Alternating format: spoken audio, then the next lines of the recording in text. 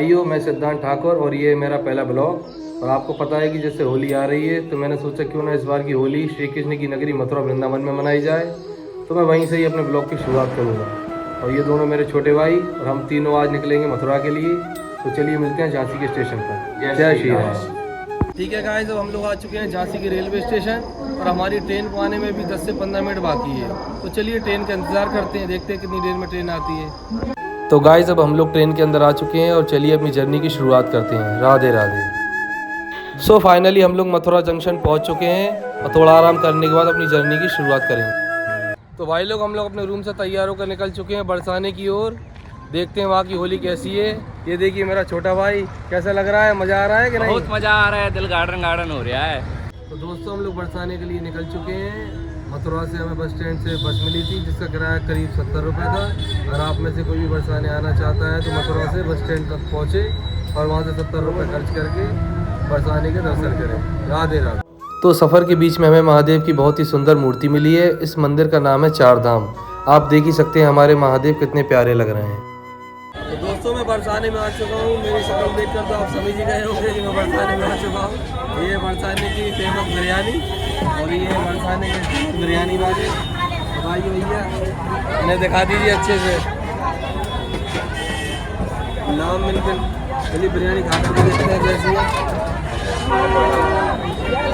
खाने में तो ठीक ठाक है। दोस्तों, अब हम आ चुके हैं बरसाने के द्वार पर। तो बरसाने की गलियों में थोड़ा आगे जाकर हमने देखा यहाँ तो चारों ओर लोग राधा रानी की भक्ति में झूम रहे थे। तो हमने सोचा क्यों ना हम भी थोड़ा राधा रानी की भक्ति में झूम लें। तो ये है राधा रानी के मंदिर की ओर जाने वाली सीढ़ियाँ। इसी रास्ते से होते हुए हम लोग राधा रानी के मंदिर पहुँचेंगे। आप लोग देख ही सकते हैं यहाँ कितनी सारी भीड़ है। इतने सारे श्रद्धालु यहाँ होली खेलने के लिए आए हैं। मैं तो बड़ी मुश्किल से मैंने अपना मोबाइल बचाया है और लोग किसी के ऊपर भी गुलाल फेंक रहे हैं। सब राधा रानी के रंग में रंगे हुए हैं। बड़ी मुश्किल से छिपकर मैंने और मेरे भाइयों ने ये वीडियो रिकॉर्ड करी है। तो लगभग 250 से 300 सीढ़ियाँ चढ़ने के बाद हम लोग राधा रानी के मुख्य द्वार तक पहुंच चुके हैं। अब जिस मंदिर में हम लोग दर्शन करने के लिए जा रहे हैं वह सिर्फ मंदिर ही नहीं बल्कि वह जगह है जहां राधा रानी अपने परिवार के साथ रहा करती थी।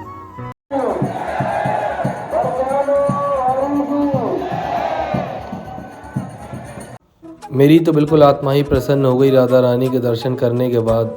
और आत्मा प्रसन्न होती ही क्यों ना, क्योंकि कहते हैं हमारी लाडली जी आज भी इस जगह पर निवास करती हैं।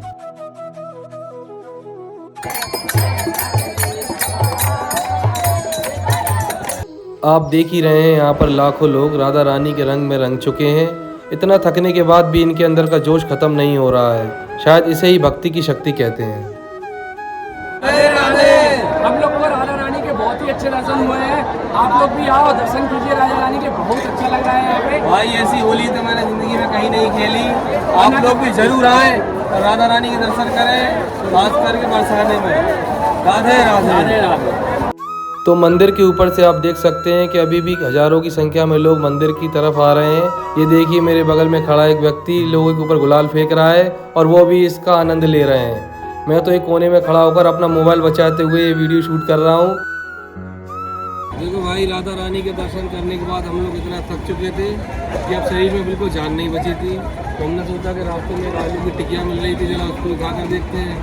तो खा कर देखा तो वाकई बहुत अच्छी थी। आप भी आई हो, आप भी इसका स्वाद जरूर लीजिए। राधे राधे। बरसाने से निकलकर हम लोग सीधा वृंदावन आए और वृंदावन आकर हमने सबसे पहले श्री बांके बिहारी जी के दर्शन किए। दोस्तों, काफ़ी थक जाने के बाद हम लोग बरसाने से लगभग 42 किलोमीटर दूर यहाँ आ चुके हैं। अब प्रेम मंदिर तो देखिए बंद है, तो हम लोग निधिवन की ओर जा रहे हैं। निधिवन के बारे में भी हम लोगों ने बहुत सुना है। चलिए देखते हैं निधिवन कैसा है। अभी हम एग्जैक्ट प्रेम मंदिर के गेट के बाहर हैं, जो कि अभी बंद हो चुका है। हम जाते हैं निधिवन की ओर, तो हम आपको बताते हैं। अब हम आ चुके हैं निधिवन में। वैसे तो इस ब्रज की भूमि में अनेकों वन हैं, लेकिन निधिवन उनमें सर्वश्रेष्ठ वन माना जाता है। ऐसा माना जाता है कि प्रभु श्री कृष्ण राधा रानी और अनेकों गोपियों के साथ आज भी इस वन में रात्रि में अनेकों लीलाएं रचते हैं और इसी वजह से रात्रि में यहाँ जाना निषेध है और शाम को 7 बजे के बाद यहाँ कोई नहीं जाता। वैसे तो निधिवन पूरे दिन खुला रहता है, लेकिन शाम होते ही यहाँ किसी का भी जाना वर्जित है।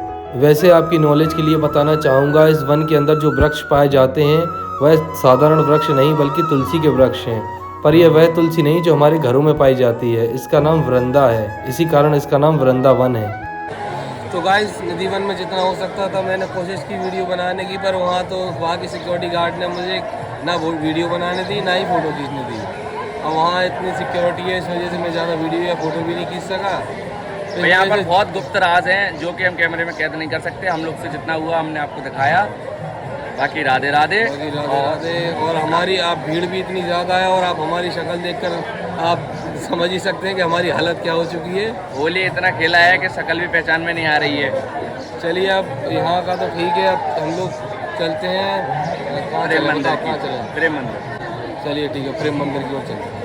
सब मंदिरों के दर्शन करते करते शाम हो चुकी है और हम आ गए हैं वृंदावन के प्रेम मंदिर। और शाम से अच्छा कोई समय नहीं है प्रेम मंदिर के दर्शन करने का। यह मंदिर विश्व भर में अपनी सुंदरता और भव्यता के लिए प्रसिद्ध है। इस मंदिर का निर्माण जगत गुरु श्री कृपालु जी महाराज द्वारा 2001 में कराया गया था। भले ही इस मंदिर को बने ज़्यादा समय ना हुआ हो, पर इस मंदिर के बारे में जगत गुरु श्री कृपालु जी महाराज ने बचपन में ही सोच लिया था। जब वह 8-9 वर्ष के थे तब उन्होंने अपने एक मित्र से कहा था कि मैं वृंदावन में श्री कृष्ण का एक भव्य और विशाल मंदिर बनवाऊंगा। और आगे चलकर उन्होंने ठीक वैसा ही किया और उन्होंने बनवा दिया यह भव्य प्रेम मंदिर, जिसकी सुंदरता और भव्यता की कोई सीमा ही नहीं है। अब हम आ चुके हैं प्रेम मंदिर के अंदर। आप देख सकते हैं पूरा मंदिर श्रद्धालुओं से भरा हुआ है। चलिए आपको राधा कृष्ण जी के दर्शन कराते हैं। अब हम आ चुके हैं राधा कृष्ण जी की मूर्ति के पास, तो चलिए आपको राधा कृष्ण जी के पास से दर्शन कराते हैं। मंदिर के मुख्य गर्भगृह में दर्शन करने के बाद अब चलते हैं मंदिर की पहली मंजिल की ओर। मंदिर की पहली मंजिल पर भी काफी भव्य मंदिर बने हुए हैं। यहाँ पर आपको जगत गुरु श्री कृपालुदास महाराज जी की भव्य प्रतिमा के दर्शन होते हैं। आप देख सकते हैं हमारी तरह और भी लोग अपने मोबाइल में इस मंदिर की सुंदरता को कैद कर रहे हैं। अगर आप वाकई श्री कृष्ण की महिमा को महसूस करना चाहते हैं तो आपको एक बार वृंदावन आकर इस मंदिर के दर्शन जरूर करने चाहिए। यहाँ आकर आप राधा रानी और श्री कृष्ण के प्रेम को महसूस कर सकते हैं।